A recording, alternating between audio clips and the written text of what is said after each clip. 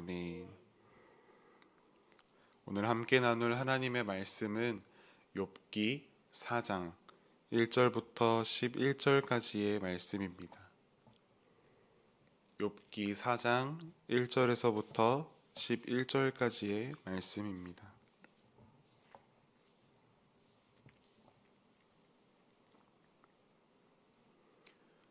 함께 합독하여 읽으시겠습니다. 대만 사람 엘리바스가 대답하여 이르되 누가 내게 말하면 내가 실증을 내겠느냐? 누가 참고 말하지 아니하겠느냐?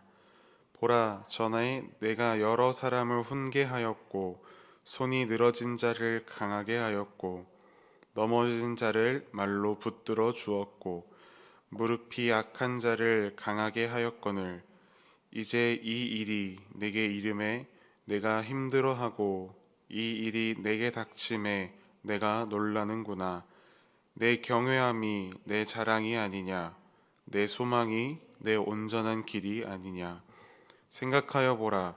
죄 없이 망한 자가 누구인가? 정직한 자의 끊어짐이 어디 있는가? 내가 보건대 밭을 밭갈고 독을 뿌리는 자는 그대로 거두나니 다 하나님의 입 기운에 멸망하고 그의 콧김에 사라지느니라. 사자의 우는 소리와 젊은 사자의 소리가 그치고 어린 사자의 이가 부러지며 사자는 상향한 것이 없어 죽어가고 암사자의 새끼는 흩어지느니라. 아멘. 위로라는 제목으로 말씀을 나누겠습니다. 오늘 본문, 우리가 함께 읽은 본문의 앞부분, 어제의 큐티 본문에는 욥이 고통 중에 탄식하는 장면이 등장합니다. 자신이 이 땅에 태어난 것을 저주하며 하나님의 섭리를 의심합니다.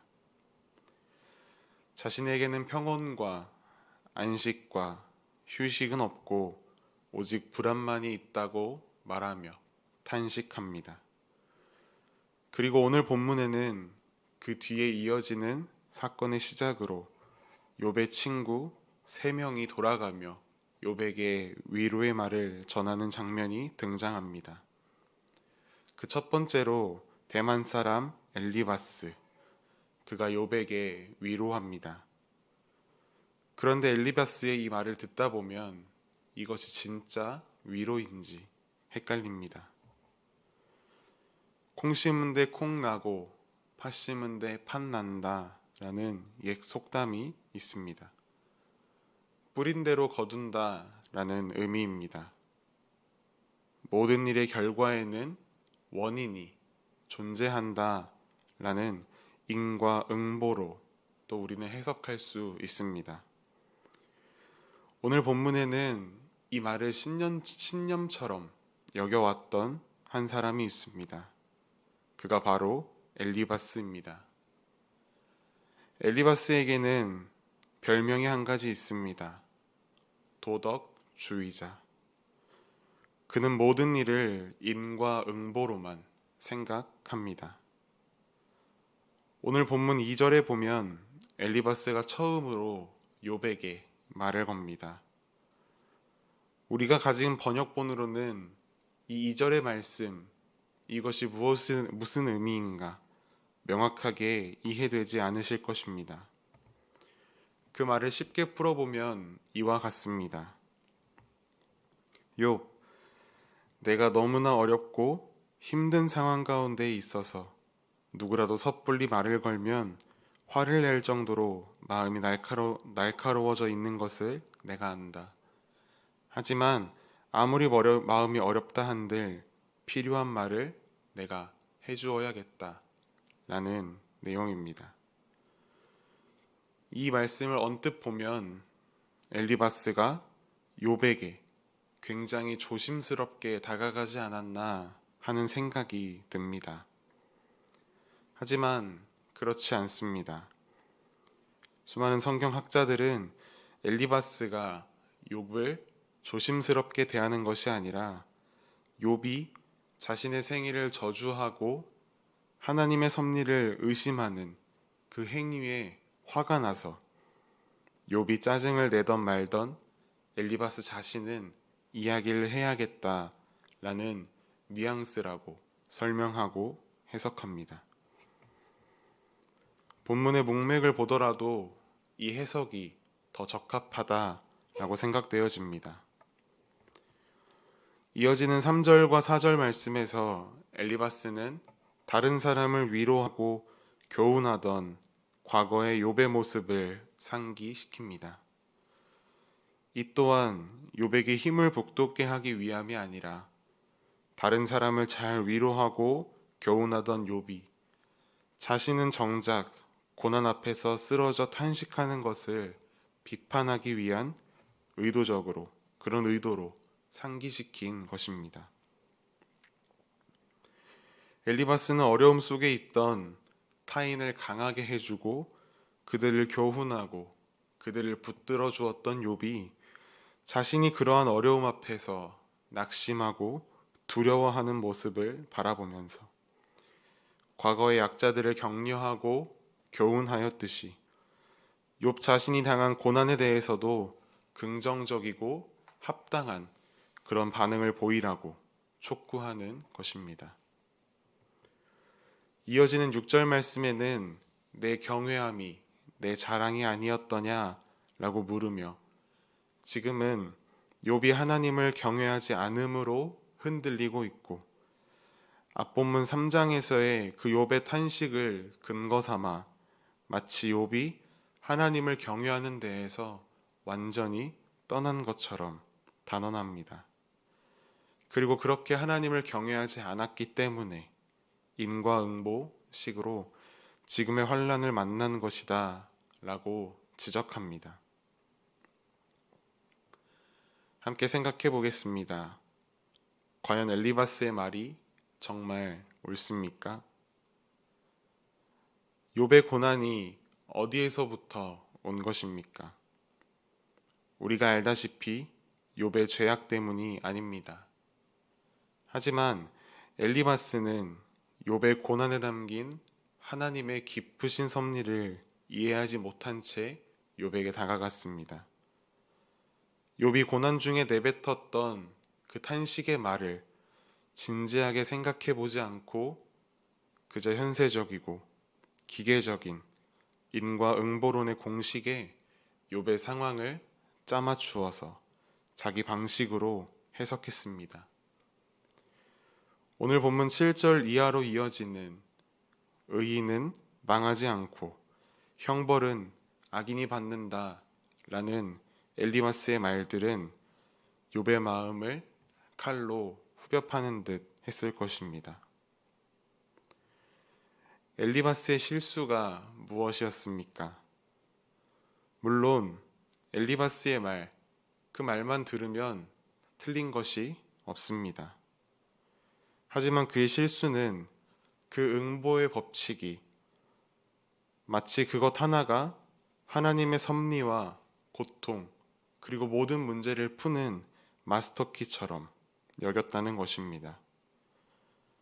하나님의 섭리는 한두 가지의 공식으로 설명되지 않을 만큼 정말 심오합니다. 인생이 당하는 고통의 원인을 살펴보면 그 뿌리가 너무 복잡해서 한두 가지 이유로 쉽게 설명할 수도 없습니다. 물론 죄를 범하면 고통이 따르고 벌을 받는다는 것, 하나님께서 가르쳐 주신 진리가 맞습니다. 그러나 세상에 있는 모든 고통들이 다 죄의 값은 아닌 것을 우리는 기억해야 합니다. 악한 자는 반드시 망하고 사람은 심는 대로 거두는 것, 이것도 하나님의 진리입니다. 그럼에도 불구하고 이 세상에서 악한 것을 뿌렸지만 그것을 거두지 않고 형통하게 사는 사람이 더 많지 않습니까? 결국 나중에 이런 친구들의 말을 듣다 못한 욥이 반박합니다. 욥기 21장 7절에 어찌하여 악인이 생존하고 장수하며 세력이 강하냐 라고 말입니다. 우리의 삶 속에서 우리는 엘리바스와 같은 실수를 범할 때가 종종 어찌 보면 많은 듯합니다. 그렇다면 오늘 우리가 가져야 하는 태도는 무엇이겠습니까? 엘리바스뿐만 아니라 이제 뒤로 나오는 나머지 친구들도 마찬가지로 그들은 욥의 고통에 대해서 그 이유만 따지기에 급급했지 욥의 고통을 함께 나누고자 하는 마음이 그들에게는 없었습니다. 겉으로는 욥을 위하는 듯이 앉아 있었습니다. 하지만 실상은 욥의 고통을 구경하는 아주 잔인한 친구들이었습니다. 그들이 진짜로 욥을 위했더라면 아마 그들은 욥의 고통을 함께 지고 하나님 앞에 나아가 욥을 위해 기도했을 것입니다. 하지만 그렇게 하지 않았습니다. 욥과 같은 어려움에 있는 사람들에게는 다른 말이 필요하지 않습니다. 그를 불쌍히 여기는 마음, 그 고통에 공감하는 마음이 중요합니다. 아무리 친구들이 말을 잘하면 무엇하겠습니까? 욥의 마음에는 섭섭함만 늘어가는데, 듣기에는 옳은 것 같은데 왜 욥의 마음에는 상처만 커지는 것입니까? 사람이 당하는 고통에 대해서 우리 인간은 명확하고 정확한 해답을 내놓을 수 없다라는 것 우리는 기억해야 합니다. 그리고 우리는 우리의 시선을 돌려서 예수님께서는 어떻게 하셨는가 생각해야 합니다. 예수님 주변에 모인 사람들 어떤 사람들이었습니까? 모두가 다 고통을 짊어지고 살아가는 그런 사람들이었습니다. 무슨 죄를 범하였길래 저렇게 천벌을 받나 할 정도로 말입니다. 창녀, 세리, 병든 자, 귀신 들린 자, 이런 자들이 예수님 곁에 있었습니다. 그렇다고 해서 사복음서에 우리가 아무리 찾아본들 예수님께서 그들에게 왜 그런 아픔이 겪는지 내가 설명해 줄게 하시면서 이유를 말씀하시는 내용이 없습니다. 욥의 친구들처럼 장황하게 설명을 늘어놓으신 적이 단 한 번도 없으셨습니다. 요한복음 9장에 날 때부터 맹인된 자가 지나갑니다.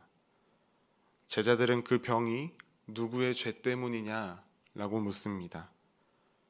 그러나 예수님께서는 이유를 따지지 않으시고 그에게서 하나님이 하시는 일을 나타내고자 하심이라 라고 말씀하십니다. 이와 같은 맥락의 사건들이 복음서에 기록되어 있습니다. 예수님께서는 고통의 이유를 그들에게 설명해 주시기보다 그 고통받는 자의 마음, 곧 고통받는 자의 마음을 공감하고 그 고통을 함께 짊어지시겠다라는 자세로 다가가셨습니다. 그들을 달래어주고 싸매어주시고 고쳐주셨습니다. 그 누가 오더라도 그 사람의 고통을 죗값이나 천벌로 바라보지 않으셨습니다. 혹여나 정말로 그 고통이 죗값이나 천벌일지라도 예수님께서는 그렇게 바라보지 않으시고 오히려 영원한 나라로의 지름길로 삼으셨습니다. 우리는 이러한 예수님의 모습을 기억하고 본받아야 할 것입니다.